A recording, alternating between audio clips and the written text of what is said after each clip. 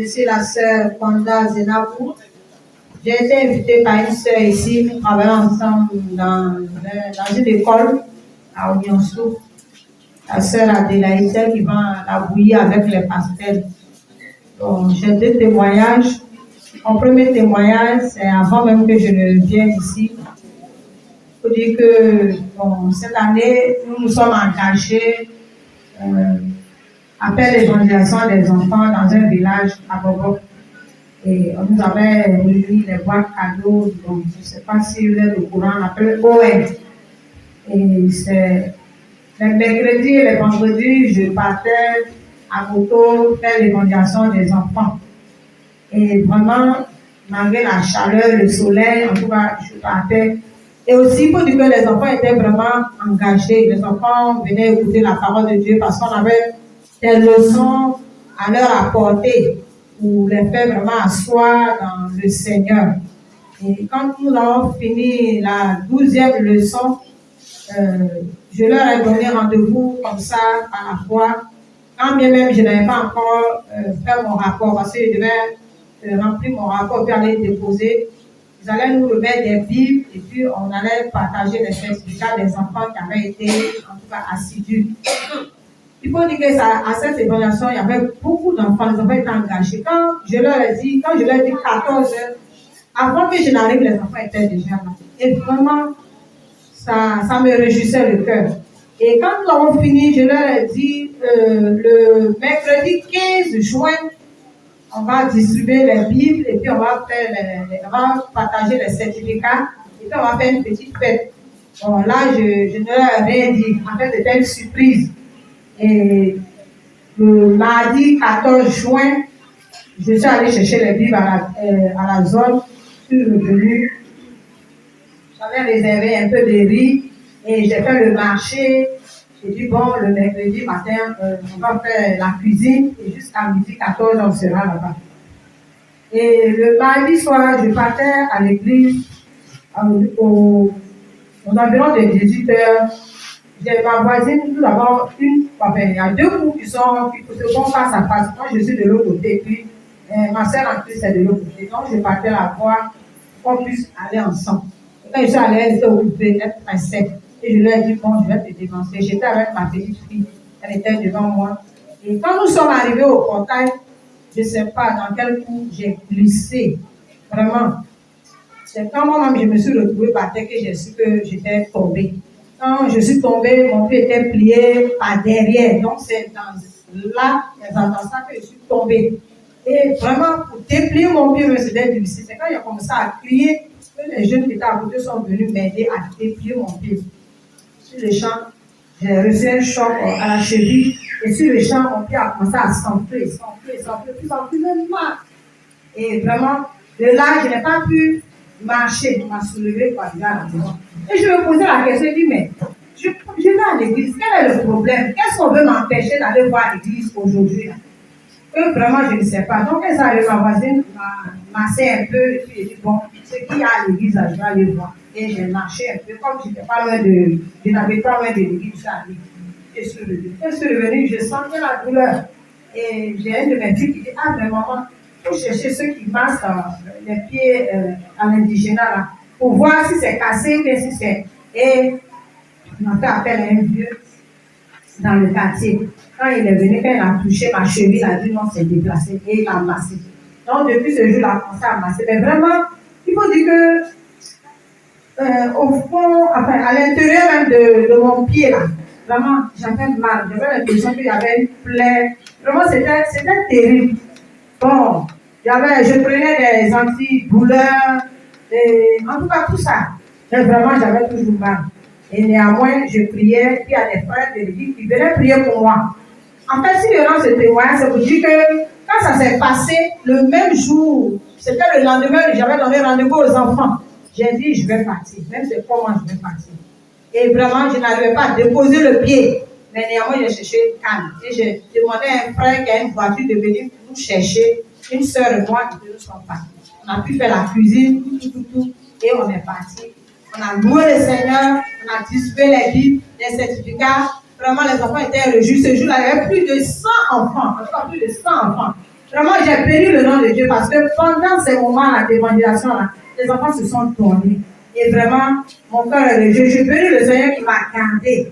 Qui, malgré que mon pied même me faisait mal, mais j'ai tenu à aller. Parce que ce jour-là, les enfants m'attendaient. Si je n'étais pas parti, vraiment, c'était pas bon. Alléluia. C'est pourquoi je voulais dire merci à Dieu. Mon deuxième témoignage, c'est ma soeur qui m'a invité, m'a abordé au cours de cette année dans les masses par là. Elle me disait, ah, vraiment, la cantine, il faudrait que tu viennes dans notre église parce que, comment on appelle, notre pasteur, il a un ministère de délivrance. Donc, chaque année, on fait plusieurs les renversements de principautés et tout ça. Il dit, d'accord, j'ai compris. Et pendant que j'avais le pied passé, j'ai fait au moins 1 mois comme ça à l'idée. Et c'est dans ça, bon, je crois que j'étais déjà au 9e ou au 10e jour, elle m'a appelé, après s'est rappelé de moi, elle m'a appelé. J'ai dit, ah d'accord, il n'y a pas de souci, c'est vrai, je n'arrivais pas à marcher, mais maintenant ça va. Et c'est dans ça, j'ai voulu rencontrer d'abord le pasteur et changer. Je suis venue rencontrer le pasteur, je lui ai expliqué un peu ma situation, la situation de mes 3 filles. Il faut dire que j'ai 3 filles. La première a 35 ans, la deuxième a 32 ans, la dernière a 30 ans. Aucune n'est encore mariée. Et puis aucune n'a encore une situation vraiment professionnelle, stable. Malgré les diplômes et tout ça. Elle se débrouille un peu à Abidjan, à gauche, à droite. Et vraiment, j'étais abattue par cette situation. Tu sais, le Seigneur, et puis bon, vraiment ta situation ne change pas. Quand je suis venue voir le pasteur m'a parlé de la repentance. Et j'ai commencé ma repentance, j'ai commencé à énumérer les péchés, page par page, j'ai donné au Saint-Esprit de me rappeler des choses. C'est dans ça, en fait, j'ai commencé avec vous depuis le jeudi, j'ai commencé le jeûne depuis le jeudi. Parce que d'habitude, quand je jeûne, à partir de 18h, je suis pressée de couper le jeûne. Elle m'a dit non, c'est après 20h, après le moment. Je dis d'accord, c'est qui est sûr, le Seigneur est fidèle. Seigneur, donne-moi la force afin que je puisse vraiment prendre ce moment à cœur, parce que vraiment, trop c'est trop, je suis fatiguée. Et quand on dit c'est mercredi, voilà, c'était la nuit du lundi au mardi. Quand on a prié ici, et puis le pasteur a dit que c'est pas notre propre faute, que en fait, nous avons tout perdu. Vraiment, j'ai pris ça à cœur, j'ai acheté le bulletin. Je me suis réveillée ce jour-là à 4h du matin, prié jusqu'à 6h et j'ai médité la parole de Dieu, j'ai dormi.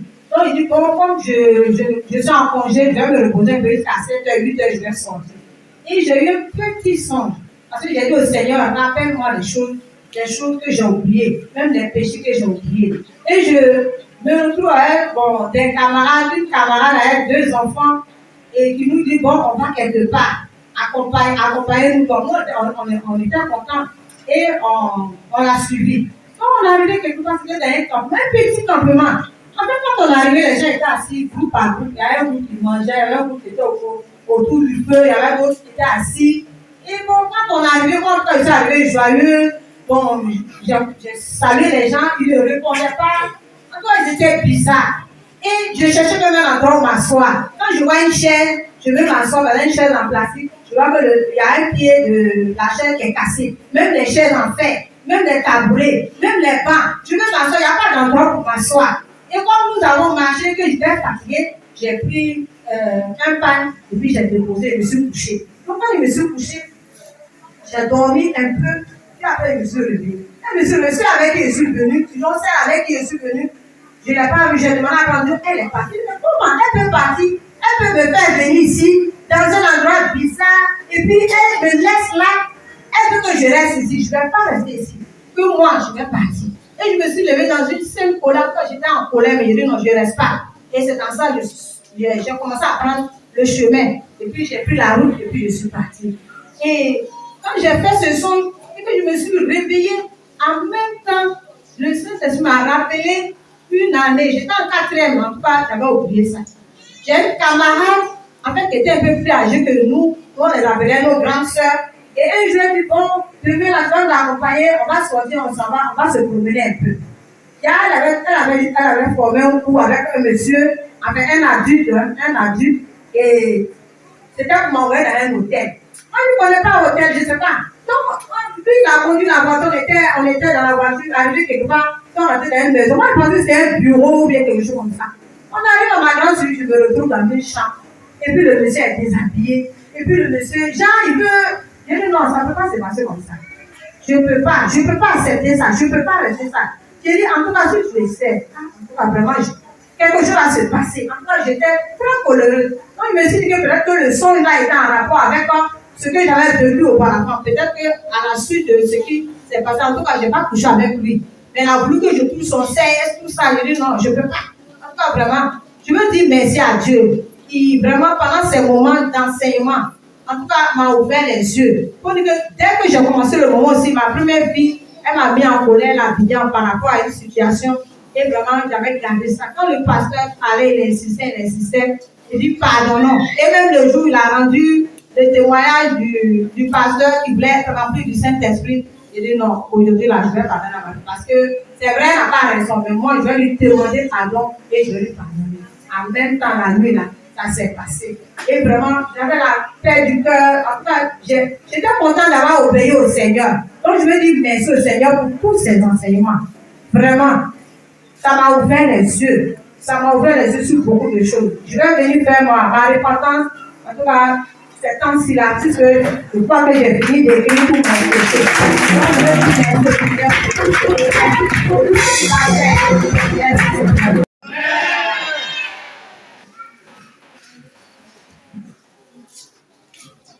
Prends tes décisions. De la famille.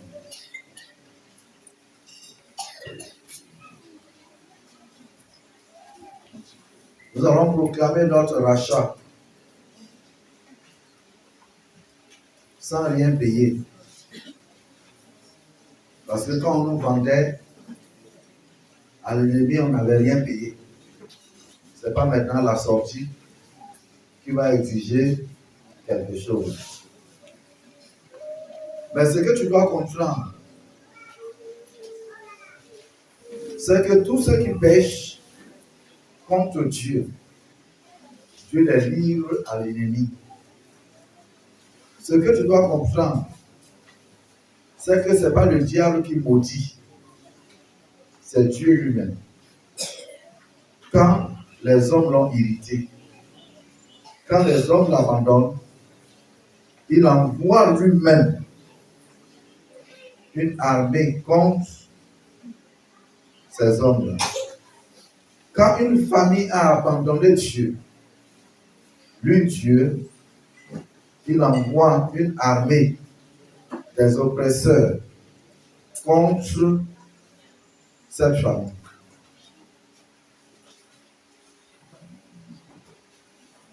Si tu veux comprendre, tout ce que nous subissons, c'est le fait que nos parents et nous avons été loin de Dieu. Soit nous avons commis l'idolâtrie, soit nous nous sommes éloignés volontairement de la voie de Dieu. Et cela a amené l'ennemi à dominer ce monde. Lisons ensemble Juges, chapitre 3, verset 7 au verset 11. Israël fit ce qui déplaît à l'Éternel. Ils oubliaient l'Éternel et servirent les Baals et les idoles. La colère de l'Éternel s'enflamma contre Israël et il les vendit entre les mains de Cushan-Rishathaïm, roi de Mésopotamie. Et les enfants d'Israël furent asservis 8 ans à Cushan-Rishathaïm. Les enfants d'Israël criaient à l'Éternel, et l'Éternel leur suscita un libérateur qui les délivra, Othniel, fils de Kenaz, frère cadet de Caleb. L'esprit de l'Éternel fut sur lui, il devint juge en Israël, et il partit pour la guerre. L'Éternel livra entre ses mains Cushan-Rishathaïm, roi de Mésopotamie, et sa main fut puissante contre Cushan-Rishathaïm. Verset 11. Le pays fut en repos pendant 40 ans, et Othniel, fils de Guénas, mourut. Amen. Verset 12 au verset 15. Juge 3, verset 12 à 15. Les enfants d'Israël firent encore ce qui déplaît à l'Éternel. Et l'Éternel fortifia Églon, roi de Moab, contre Israël, parce qu'ils avaient fait ce qui déplaît à l'Éternel. Églon réunit à lui les fils d'Ammon et les Amalécites, et il s'est mis en marche. Il bâtit Israël, et il s'emparait de la ville des palmiers.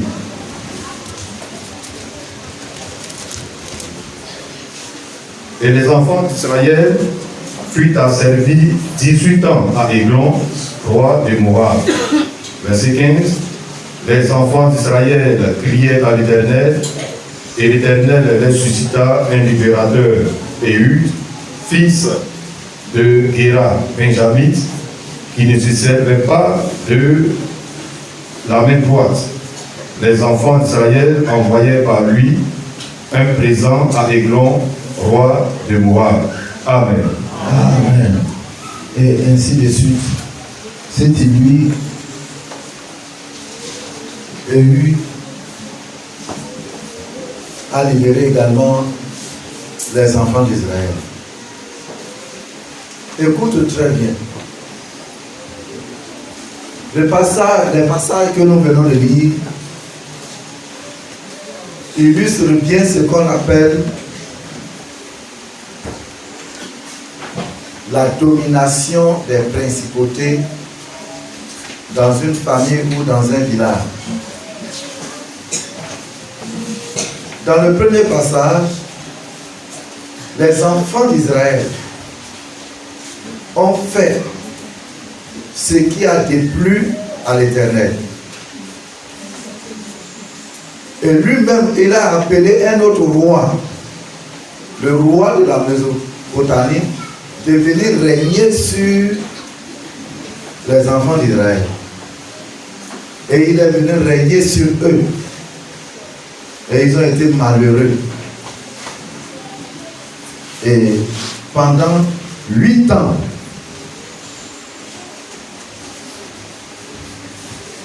et quand ils ont vu leur misère, ils ont commencé à crier à Dieu. Donc le règne du roi de la Mésopotamie sur Israël, c'est ça qu'on appelle, c'est ce rôle-là que la principauté vient jouer dans la famille.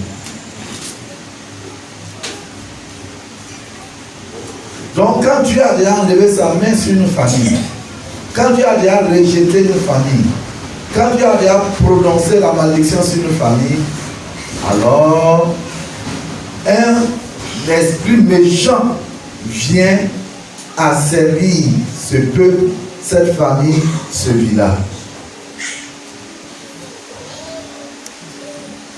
Et si tu veux être juste, tu veux être vrai, tu sais ce que nos familles, nos parents ont pratiqué, ce qu'ils ont fait.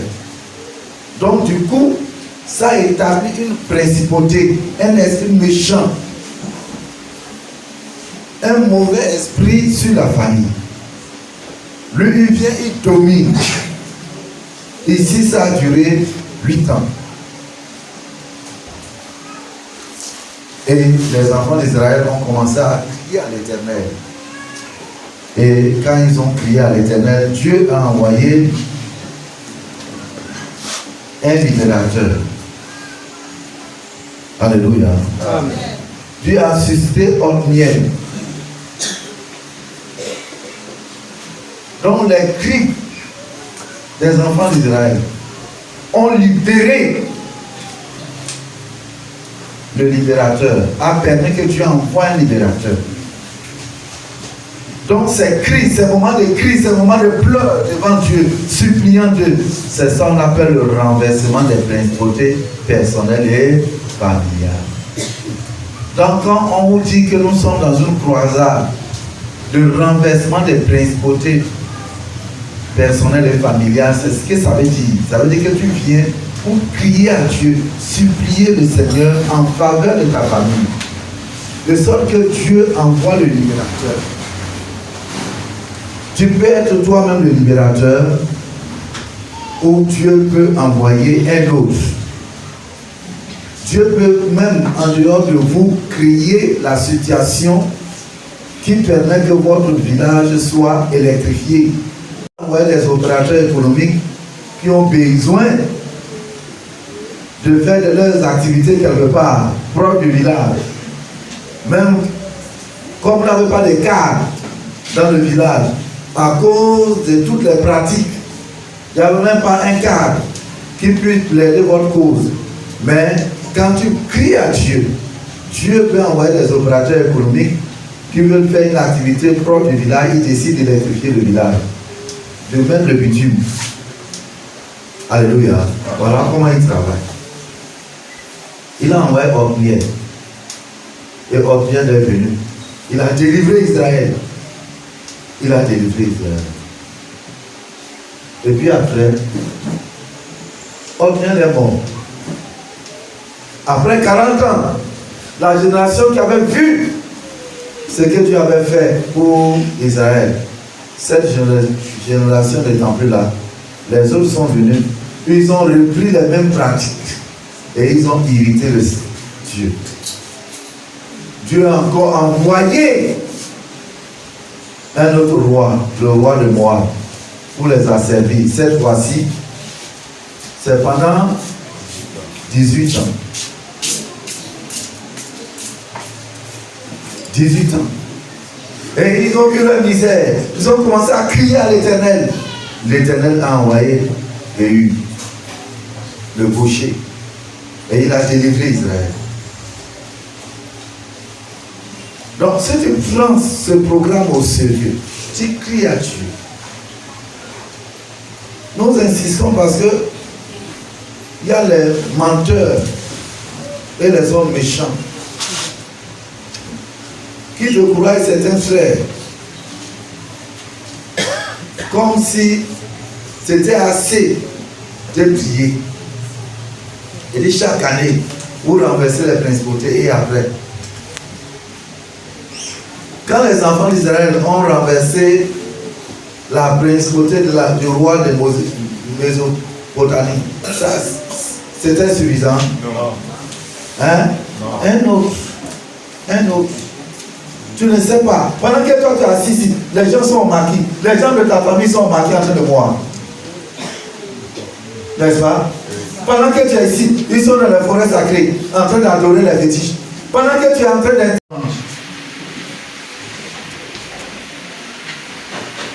Si c'était à cause d'adoration de tétépan, des assières, des dieux bleus et autres, quand toi tu as intercédé, Dieu dit j'efface la malédiction que j'avais prononcée. Et ce que vos cars sont en train de faire dans les maisons de Baal là, comment tu vas faire ça? Comme cette année tu as crié à Dieu, Dieu décide que votre famille là vraiment, il va envoyer un vent de joie, de paix, de bénédiction. Et tu rends grâce à Dieu de ce que Dieu vous a visité. Pendant ce temps, les gens continuent de boire la bière. Pendant ce temps, ils continuent de commettre ce que Dieu ne veut pas. Ils prononcent encore une autre malédiction. Qui va vous délivrer? Quand toi tu as arrêté de prier, quand tu cesses de prier, que personne ne te décourage. Prie. Ne dis pas que je prie, je ne vois rien. Non, frère. Si Dieu ouvre tes yeux, que ce que tu fais chaque année, ça va remplir la coupe un jour. Et la bénédiction sera grande. Alléluia. Amen. Donc, continuons d'intercéder.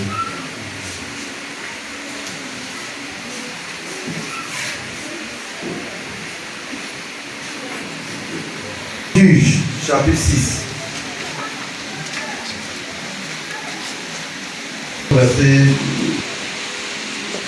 Juge, chapitre 6, verset 1 au verset 10. Les enfants d'Israël firent ce qui déplaît à l'Éternel, Et l'Éternel les livra entre les mains de Madian pendant 7 ans. La main de Madian fut puissante contre Israël. Pour échapper à Madian, les enfants d'Israël se retiraient dans les ravins des montagnes, dans les cavernes et sur les rochers fortifiés. Quand Israël avait semé, Madian montait avec Amalek et les fils de l'Orient, et il marchait contre lui. Il campait en face de lui, détruisait les productions du pays jusque vers Gaza, et ne laissait en Israël ni vivre, ni brebis, ni bœufs, ni ânes. Car ils montaient avec leurs troupeaux et leurs tentes. Ils arrivaient comme une multitude de soupirels. Ils étaient innombrables, eux et leurs chameaux, et ils venaient dans le pays pour le ravager. Israël fut très malheureux à cause de Madian, et les enfants d'Israël criaient à l'Éternel. Lorsque les enfants d'Israël criaient à l'Éternel au sujet de Madian, l'Éternel envoya un prophète aux enfants d'Israël. Il leur dit, ainsi parle l'Éternel, le Dieu d'Israël. Je vous ai fait monter d'Égypte et je vous ai fait sortir de la maison de servitude. Je vous ai délivré de la main des Égyptiens et de la main de tous ceux qui vous opprimaient. Je les ai chassés devant vous et je vous ai donné leur pays. Verset 10. Je vous ai dit, je suis l'Éternel, votre Dieu. Vous ne craindrez point les dieux des Amoréens dans le pays desquels vous habitez. Mais vous n'avez point écouté ma voix. Amen. Amen. Écoutez bien. L'ennemi a changé de stratégie.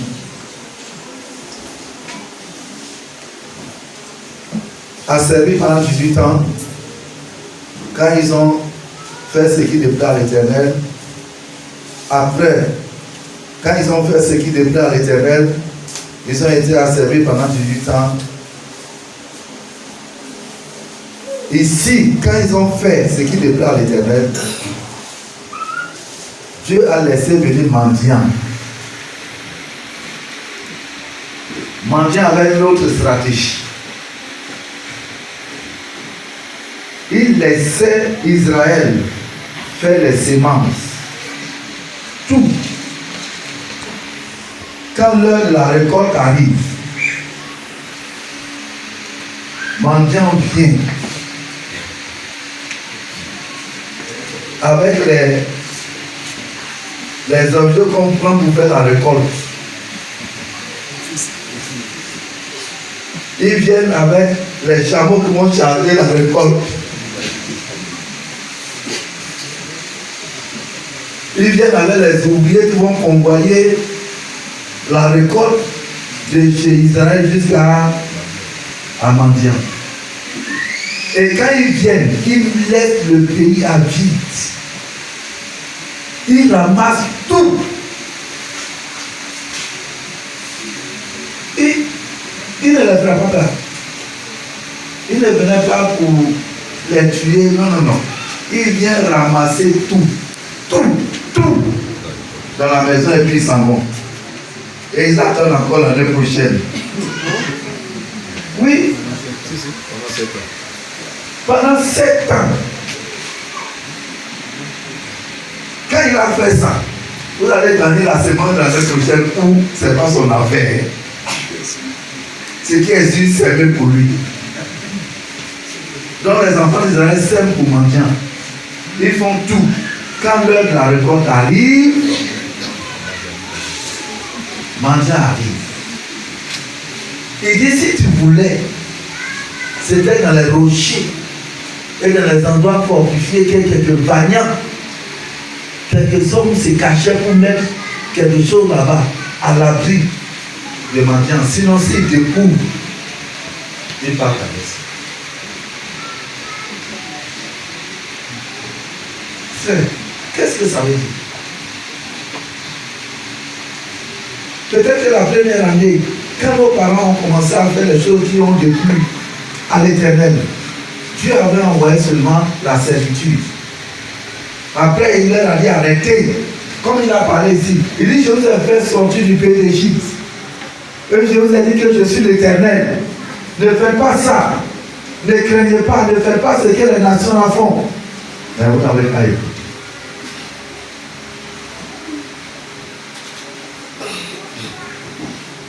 Quand on a parlé à nos parents, ils n'ont pas écouté. Premièrement, c'était la servitude.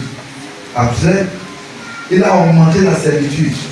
Après, c'est devenu que c'est nos biens même qu'il a emmêlé. Après, c'est devenu que c'est la dignité. Pas de respect pour la famille. Non seulement vous n'avez rien dans la famille, mais personne ne vous respecte.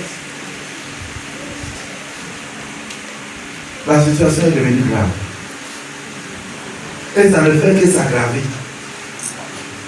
Quand vous espérez qu'un cadre est sorti, un matin vous levez, on dit il a fait accident, il est mort. Quand vous espérez qu'un grand est sorti de la mère, de la famille, il ne vient plus au village. Même ceux qui se débrouillent pour aller à Abidjan chez lui, il dit que ici là.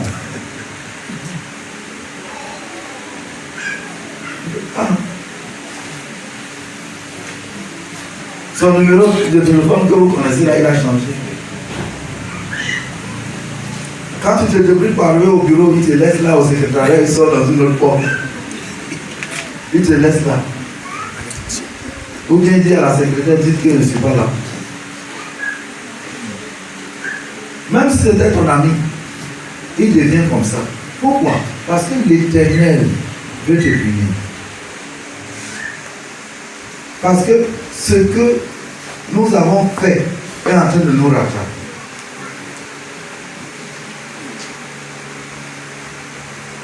Donc ce soir, nous allons prier à Dieu.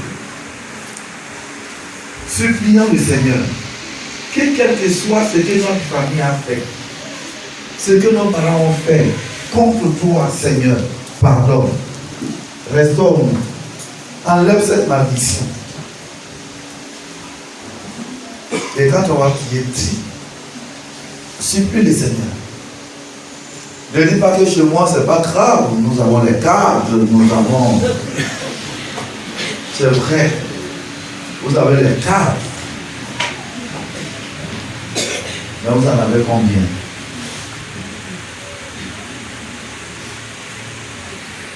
Quand vous avez plusieurs cadres, sous la malédiction. Et s'il n'y avait pas la malédiction? Ça, c'est sur la malédiction, vous avez plusieurs personnes comme ça. Et s'il n'y avait pas la malédiction alors? Et puis après, j'ai dit souvent aux frères, je suis allé à Guémonois avec le pasteur Abi. Nous avons été reçus dans une maison, une grosse villa, délabrée. Les parents y sont. Mais la maison est en train de tomber. On dit le monsieur qui a construit autant de feu, c'était un homme influent. Et c'est pas mal dit son titre, j'ai oublié. Mais il a construit une grosse maison. Ça, il a dit au moi. Ses parents sont dedans. Mais la maison est en train de tomber. Qui d'entre eux va avoir l'argent pour réparer? Personne. Personne. Il m'avait même dit, j'ai oublié, il me rappelle, les enfants du monsieur sont en Europe. Ils ne viennent même plus en Côte d'Ivoire, plus fort de gens à Guémonois.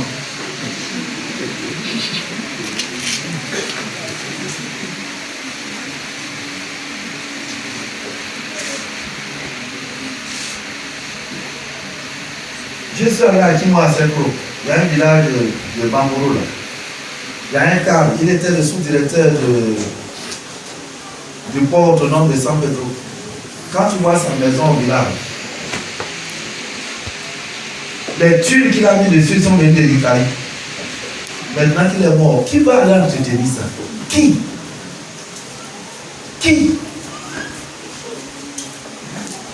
Donc ne te réjouis pas que nous avons déjà le cadre. Non, en tout cas, notre situation n'est pas comme ce que tu décris là.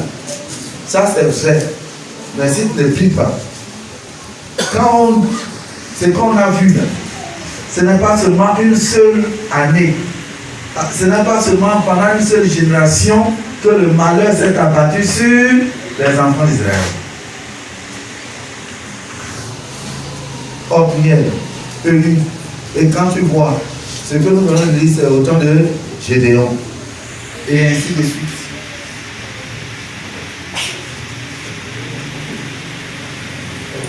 Donc, crie à Dieu. Ton intercession peut envoyer la bénédiction sur la famille pendant des siècles. Et si Dieu nous bénit, qu'il y a d'autres personnes qui ont compris comme toi, qui intercèdent encore, ça projette la bénédiction dans la famille sur une très longue période. Il y a des gens qui disent, ah, moi c'est pour moi je connais. Si je suis déjà bien, c'est bon comme ça. Je vous avais dit dès le début, un intercesseur lutte pour que ceux qui viennent après lui soient plus heureux que lui, qu'ils soient plus gradés, plus élevés, qu'ils connaissent Dieu, qu'il ait plus de bien que lui. Alléluia. Voilà comment un intercesseur voit la chose.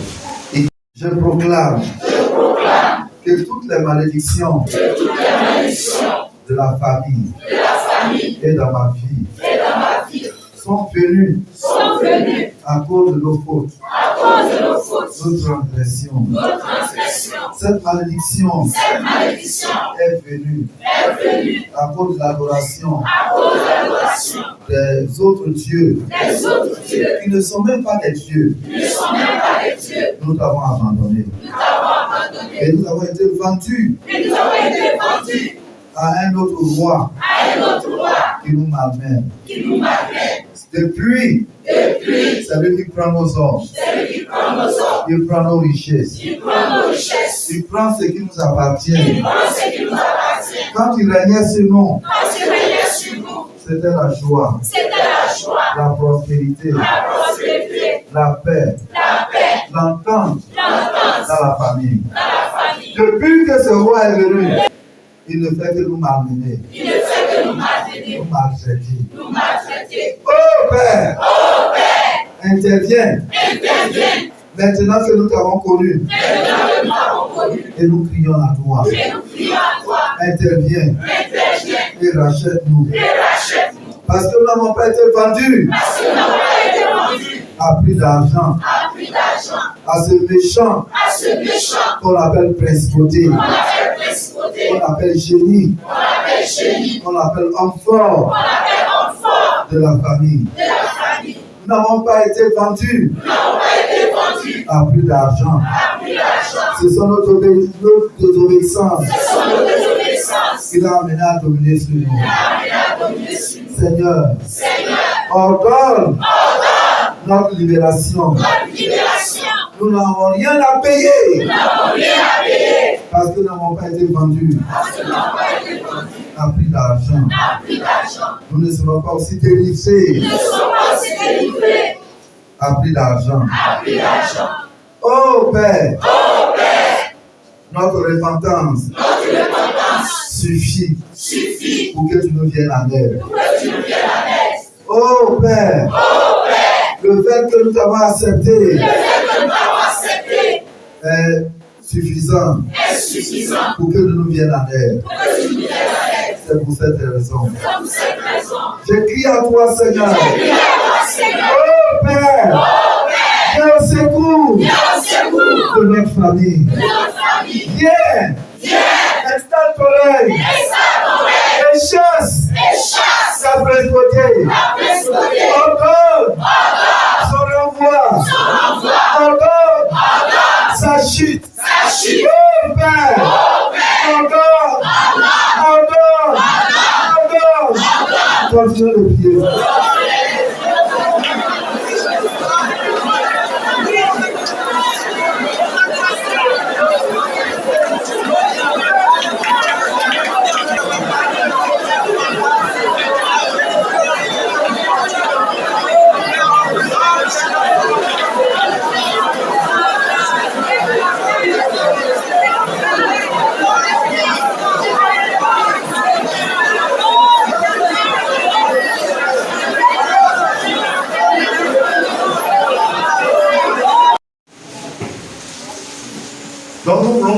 encourager à continuer à prier.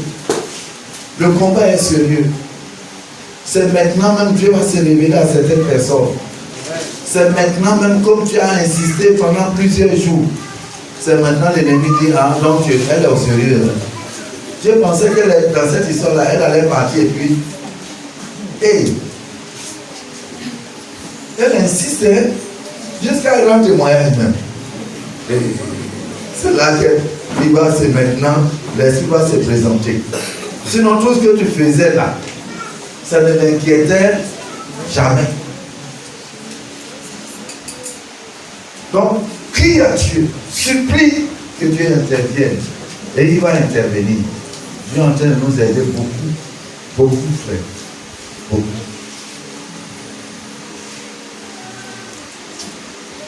Les villages où on ne pouvait pas parler de Jésus.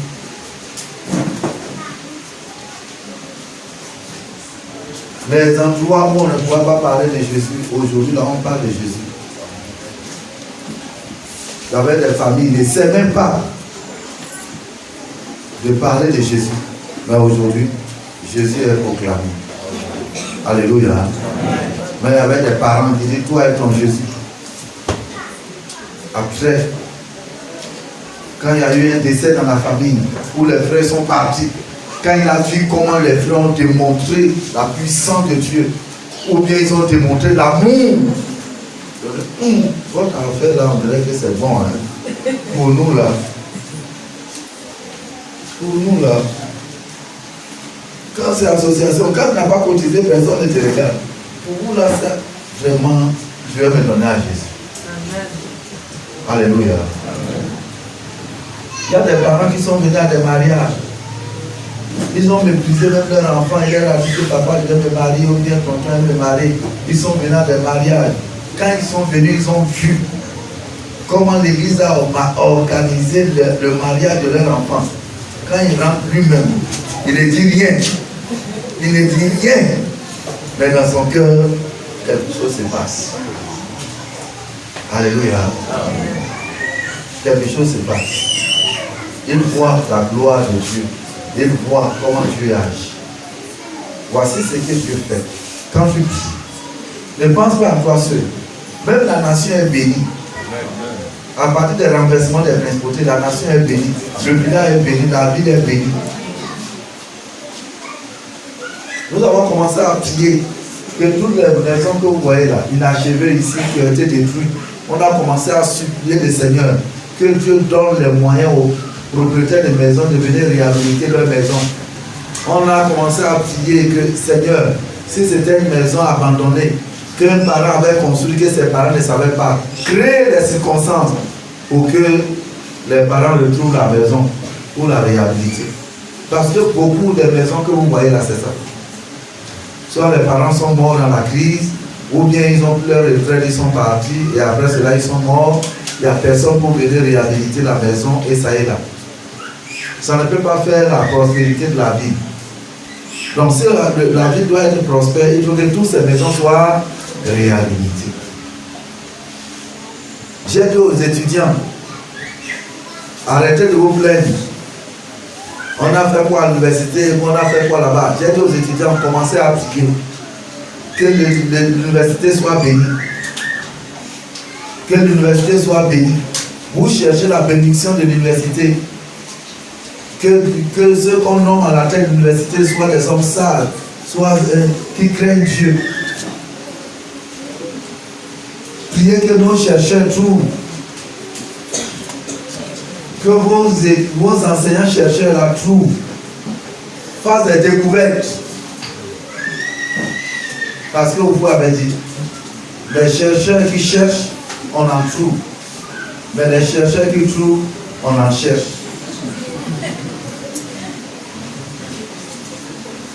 Nous avons de grands chercheurs, mais les résultats de leurs travaux, soit ils ont mis ça dans les tiroirs. Il y a des gens qui trouvent. Il y a des chercheurs qui trouvent véritablement. Mais ils donnent à l'autorité supérieure, ils mettent ça dans son tiroir. Comme ce n'est pas lui qui a trouvé. Et ça est là-bas. Mais avec nos prières, ça va sortir des tiroirs. Ça va aller à la disposition de Dieu. Si vous priez comme ça pour vos chercheurs, pour vos enseignants, si vous priez comme ça pour vos professeurs, vous allez voir ce que Dieu va faire avec l'université ivoirienne. Les mondes vont prier comme ça. Et nous, si on continue dessus, on a perdu. Nous, on connaît la voie de l'intercession. La voie, on bénit. On demande à Dieu la richesse de tous les matériaux, tous les appareils. On vous enseigne l'informatique sans ordinateur. Dis Seigneur, nous prions que la salle d'ordinateur soit remplie d'ordinateurs. Envoie les ordinateurs. Envoie les ordinateurs. Les autres, on a envoyé, ils ont détourné. Toi, demande que Dieu envoie. Si Dieu envoie, si quelqu'un est homme qui détourne, vous allez où? Ça ne peut même pas se passer. Si Dieu envoie, si tu essaies de détourner, tu as raccourci ta vie. Quand Dieu veut opérer son miracle, si tu étais sur ton chemin, il te dégage. Alléluia. Donc, intercédons avec beaucoup de rigueur, beaucoup de zèle.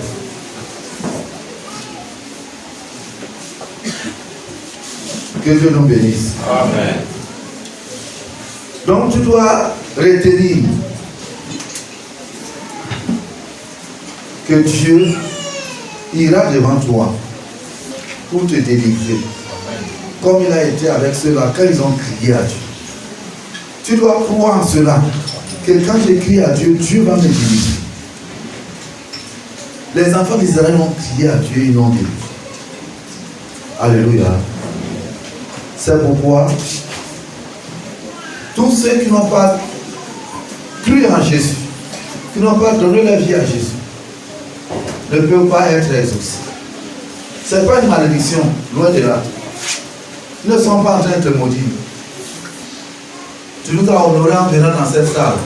Nous ne pouvons pas te maudire, mais nous te disons la vérité. Que si tu n'as pas donné ta vie à Jésus, parce qu'avec tout ce qu'on a pratiqué dans nos maisons, dans nos familles, dans nos villages, dans nos localités, la malédiction de Dieu est sur nous. Et comme nous l'avons dit d'entrée de jeu, ce n'est pas Satan qui maudit. Satan, c'est un voleur, c'est un destructeur. Il est venu pour égorger, détruire. Il vole, il égorge, il détruit. Voilà son travail.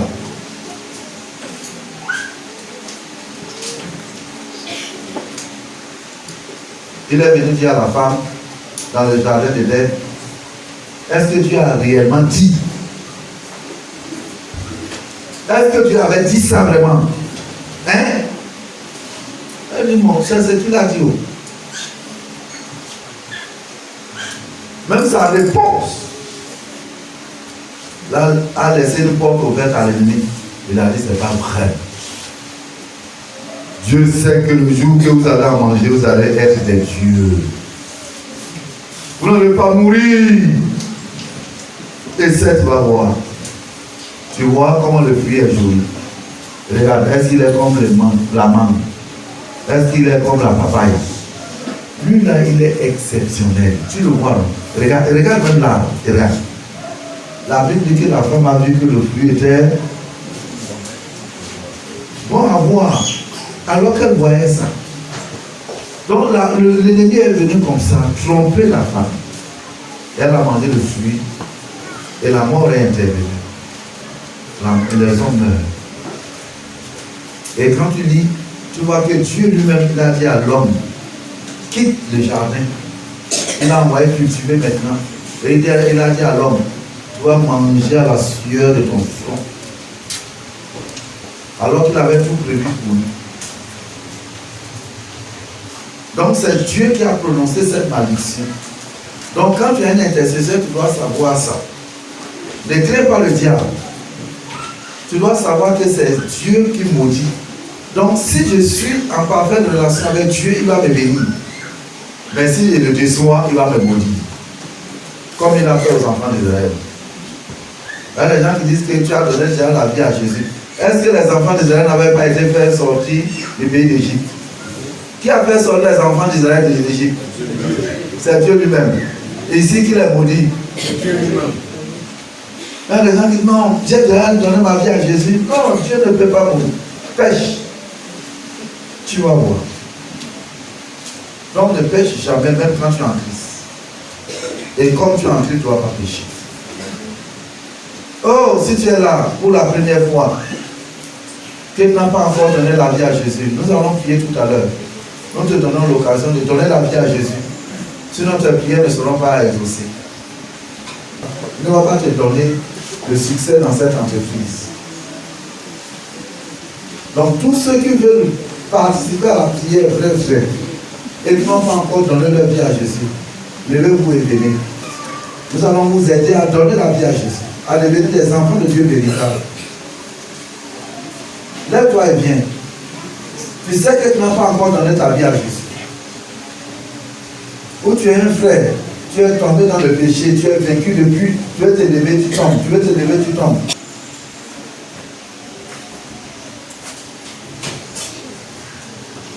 Alléluia. J'ai dit, on donne la vie à Jésus en courant.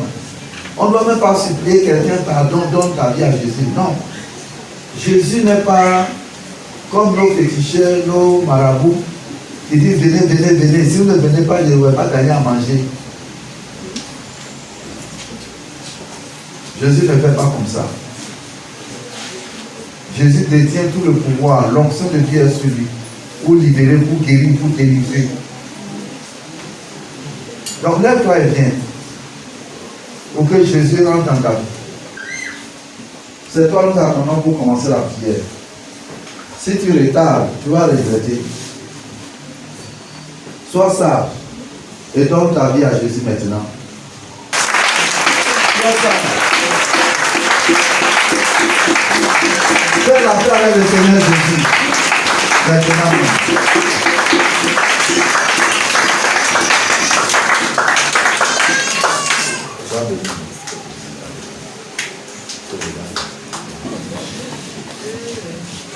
Lève-toi et viens. Je dis cette histoire-là, je ne vais pas commencer. Lève-toi et viens. Nous n'avons pas assez de temps parce que nous allons prier, nous allons intercéder. Nous n'allons pas beaucoup insister. Un dernier appel pour ceux qui doivent donner leur vie à Jésus. Nous ne voulons pas que tu rentres la bénédiction. Parce que quand on a dit, oh Père, tu vas dire, oh Père, il va dire, je ne te connais pas. Tu vas donner ta vie à Jésus, mais on sera déjà engagé. Personne ne va vouloir arrêter maintenant. Parce que les frères sont très engagés. Et chacun crie à Dieu pour sa famille, sérieusement. Alléluia. Depuis on a commencé, les frères crient. Chacun engagé à aider sa famille et lui-même soit libéré. Soit béni. Donc ne tarde pas. Si c'est toi, lève-toi et viens. Si tu as des difficultés, lève seulement la main. Un vaillant va aller te chercher.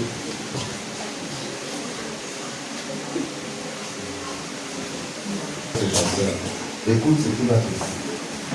Tu vas prier avec moi.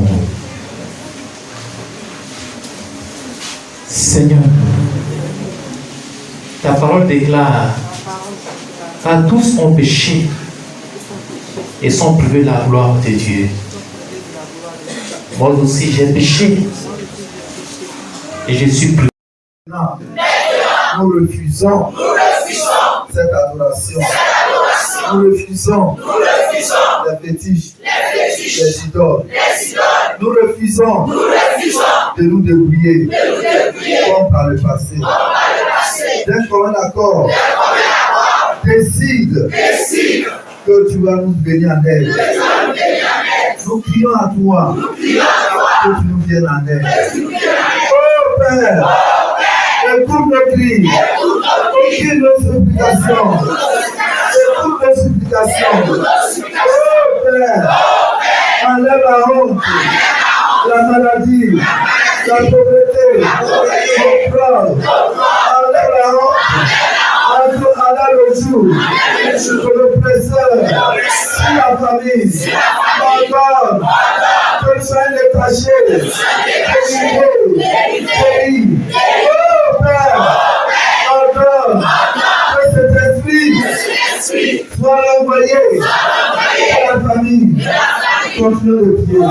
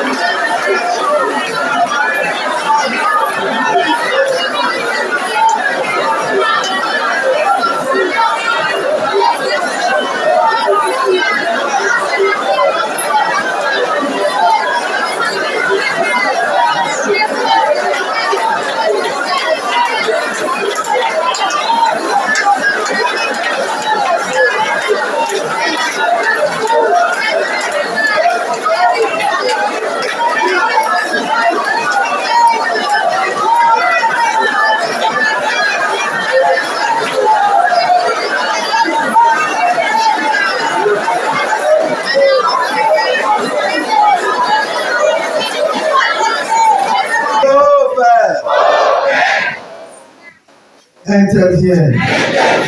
Ordonne notre libération. L'ennemi a tout ravagé. Il a pris ce qui nous appartenait. Il a pris les biens. Il a pris les hommes. Les honneurs. Il nous a laissé la pauvreté, la misère, les calamités, les difficultés à le point fini. Oh Père, ordonne que nous puissions détacher ces liens. Oh Père, ordonne le brisement de ces liens. Oh Père, agis en réponse à nos cris, en réponse à nos supplications. Ce jour, ordonne que nous rentrons avec la joie, prendre des ordres spécifiques à chacun de nous, que cela soit visible, afin que nous rentrons avec le sourire, la joie, avec la gaieté, la fête, avec la bénédiction. Oh Père, lève-toi et délivre chacun de nous. Ordonne notre libération totale. Oh Père, ordonne la libération de chaque famille. Ordonne la libération de la famille. Ordonne la libération de chaque membre de la famille. Ordonne. Continue de prier. Dis oh Père, exauce-nous. Oh Père, exauce-nous. Toi esprit méchant, Dieu a libéré ces enfants que nous sommes. Nous ne doivons plus être là. Dieu nous a pardonné. Et il a ordonné notre libération. Au nom de Jésus, nous commandons à tous ceux qui s'appellent démons, esprits méchants, qui dominaient sur la famille, à cause de nos méchancetés, que nous a pardonné. Il a ordonné la liberté, la libération de la famille. C'est pourquoi vous êtes méchants, vous ne pouvez plus demeurer ni au milieu de nous, ni dans la famille. Sortez, êtes méchants, sortez, partez, et ne n'hésitez plus, êtes méchants. Va-t'en, pauvreté, va-t'en, honte, va-t'en, opprobre, va-t'en, malédiction, va-t'en, querelle, jalousie, désentente, allez-vous-en,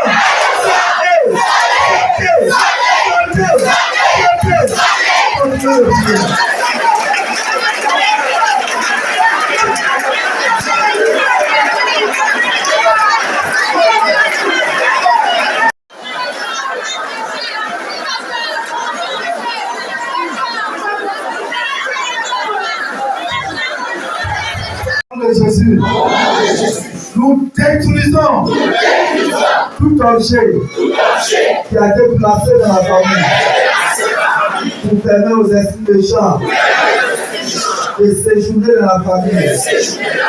Que tout ce qui a été placé à leur honneur dans la famille, nous détruisons cela au nom de Jésus. Dans les eaux, nous détruisons dans les forêts, dans les carrefours, sur les montagnes, partout où un objet a été placé au nom de la famille, à l'honneur de Dieu, à l'honneur de l'esprit méchant, au nom de Jésus. Nous démolissons cet endroit, même si c'était l'hôtel. Nous renversons l'hôtel, nous cassons l'hôtel, même si c'est une lieu d'adoration. Nous cassons, détruisons, s'attachons ce lieu d'hôtel, ce lieu d'adoration. Au nom de Jésus, esprit méchant, à partir d'aujourd'hui, il n'y a aucun endroit qui est caché dans la famille. Au nom de Jésus, nous enlevons tout ombrage au-dessus de toi. Nous détruisons toutes tes cachettes. Si c'est dans une bouteille, nous cassons la bouteille. Si c'est un tabouret, nous cassons le tabouret. Si c'est une chaise, nous brisons la chaise. Si c'est un trône, nous démolissons le trône. Si c'est une constellation, nous annulons cette constellation. Au nom de Jésus, tout ce que partout tu te cachais, nous t'ordonnons de t'en aller. Même si c'est une maladie, c'est derrière la maladie qui te cache. Au nom de Jésus, nous te chassons avec la maladie. Maintenant, sors, sors, sors, sors. Ne résiste plus. Nous brisons ta résistance dans la famille. Tous tes appuis sont coupés, détruits. Tu n'as pas de résistance. Maintenant, esprit méchant, au nom de Jésus, même si c'est dans un homme que tu te cachais, nous t'ordonnons de sortir de la famille. C'est pas toi qui l'as créé. Sors! Sors! Et maintenant, au nom de Jésus, ne reviens plus jamais. Parce que Christ est apparu afin de détruire tes œuvres. C'est notre maître. S'il ne sait pas, c'est le nouveau maître de la famille. Il s'appelle Jésus-Christ de Nazareth. Il est venu dans la famille. Il est descendu dans la famille. Il est descendu dans la famille. Pour régner. C'est pour pouvoir. Là où avait l'esprit qui avait été invoqué. Au nom de Jésus, nous chassons cet esprit. Maintenant, sors, et ne reviens plus jamais. Esprit méchant, ne résiste pas. Tes appuis sont détruits. Au nom de Jésus, maintenant, sors de la famille, sors de la famille, sors de la famille. Il continue de prier.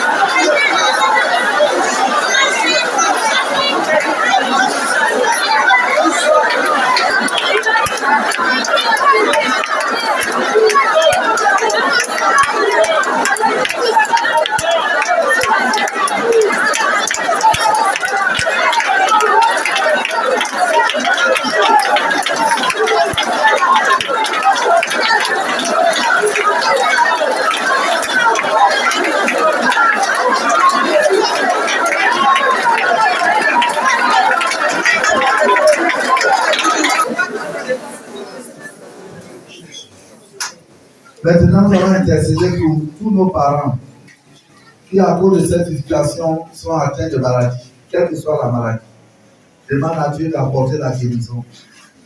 Dieu, au nom de Jésus, nous prophétisons la guérison dans nos familles, dans nos foyers, dans nos vies.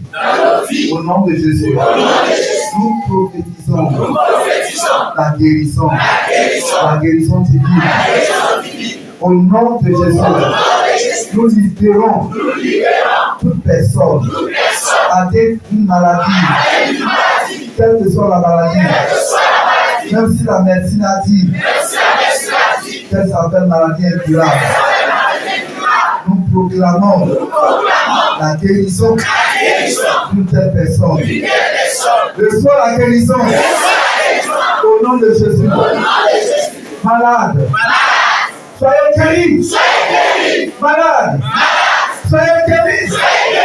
Malade, recevez la guérison divine. Recevez la guérison divine. Si c'est un frère, non, si quelqu'un est ici qui est malade, il dit je reçois. Alléluia. Si je reçois la guérison divine. Au nom de Jésus. Malade, recevez la guérison divine. Au nom de Jésus. Le Seigneur proclame la guérison à toute personne malade dans notre famille, dans nos maisons, dans notre foyer, partout où il y a un homme malade, qu'il reçoive la guérison que Dieu donne gratuitement au nom de Jésus. De ceux qui sont dans la salle, au nom de Jésus, nous prophétisons votre guérison, votre délivrance. Recevez la guérison, la délivrance, la guérison, la délivrance. Continuons de prier. Mettez deux mains sur la tête. Que chacun mette ses deux mains sur la tête. Dis Seigneur, je reçois ta libération. Tu es descendu pour nous délivrer dans la famille. Je reçois cette délivrance en faveur de ma famille. Seigneur, je reçois la santé en faveur de ma famille. Je reçois la guérison. Je reçois la guérison de la tête jusqu'à la plante de mes pieds. Je proclame la guérison. Je la reçois pour toute personne malade dans ma famille. Intervient pour guérir. Partout où il y a un malade qui est de ma famille, intervient Seigneur. Encore de la guérison. Encore de la guérison. Où il a mal, de la tête jusqu'à la plante des pieds. Guéris. Purifie le sang sale. Purifie le sang sale. Remplace les organes défaillants. Oh Père, partout où il y a un frère malade dans notre famille, oh intervient. Ou dans la famille d'un frère, agis Seigneur. Même si le frère est absent, tu n'es pas dans la salle avec nous, par compassion et par miséricorde, étends ta main pour guérir le frère, pour guérir les membres de sa famille malades. Oh Père, comme tu as délivré Israël, ils ont reçu ta protection, ils ont reçu la vie, ils ont reçu la santé. Accorde-nous cette même grâce pour que nous ayons la vie, la santé dans nos familles, dans nos maisons, dans nos foyers, dans nos propres corps. Oh Père, interviens Nous prenons ta bénédiction. Envoie ta bénédiction sur chaque frère. Envoie ta bénédiction. Ta bénédiction. Oh Père, que le miracle de la bénédiction s'opère dans ma vie, dans la vie de mon frère, dans la vie de ma soeur. Interviens Seigneur et accorde ta bénédiction, ta véritable bénédiction. Accorde le succès, la délivrance, la victoire. Oh Père, délivre, guéris, au nom de Jésus, et exauce-nous. Là où encore, il y avait des pierres non exaucées, exauce-nous Seigneur, exauce-nous Seigneur. Au nom de Jésus-Christ, nous avons prié. Amen. Very good.